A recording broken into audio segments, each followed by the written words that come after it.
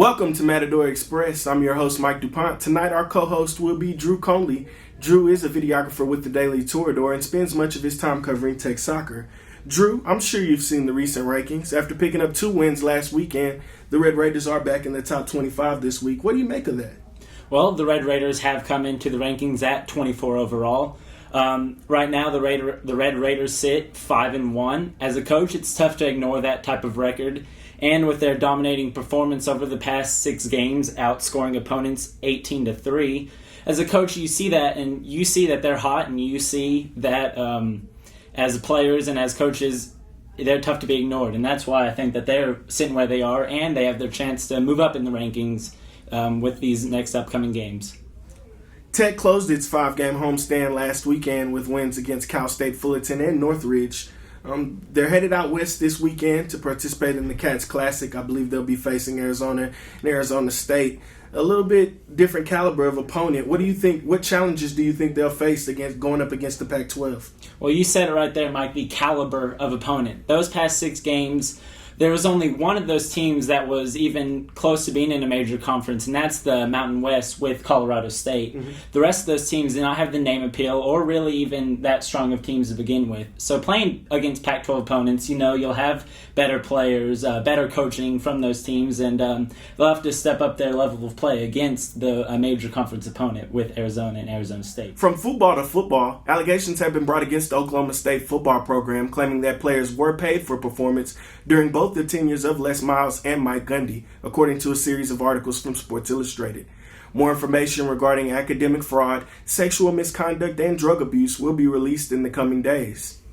The Cowboys host Lamar this weekend in Boone Pickens Stadium. Speaking of hosting, Texas Tech will play host as well this week.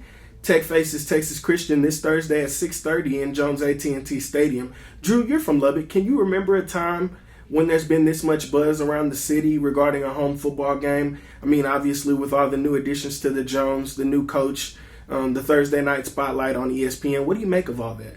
I would say you'd have to go all the way back to 2008 before you could get a really feel for the excitement through this city. Back in 2008, Texas Tech played host to Texas on a national spotlight with College Game Day coming to town. While the game isn't on Saturday, it is one of the marquee matchups on a Thursday night when people want to get their college football fix. Last week, Tech students broke the student record, and they're looking to break that again. You can really tell that there is excitement talking to the students, listening to the media, and listening to the players, that with a ranked team coming in TCU and Tech feeling like they have a chance against TCU, everybody excited for this game, something that we haven't felt in a long time. And the last week with the video board getting kicked off and Tech winning in the fashion that they did, everybody's looking forward to a great game on Thursday.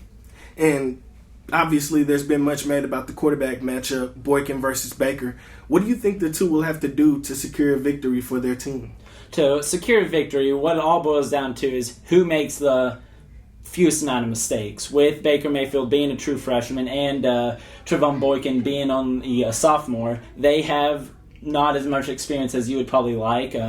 With pressure as a good defense that TCU has, we'll see what kind of how Baker Mayfield handles that pressure. And then with Trevon Boykin coming into the Jones, a tough place to play in, we'll see how he handles that. So what I would say, who comes out on top is what quarterback makes the fewest amount of mistakes. You hit the nail right on the head with that one, Drew. I worry a lot about this vaunted TCU defense. They competed very well against LSU week 1, and that was without preseason All-American Devontae Fields. And it'll be interesting to see this week how Coach Patterson handles Fields, whether or not he'll play. He was originally suspended for 2 games, but he did come in the second half against Southeastern Louisiana State. So it'll be interesting to see if Patterson holds true to his word or if Fields comes out first half and he's ready to go. That does it for this episode of Matador Express. For Drew Kohnle, I'm Mike Dupont, and we'll see you next week.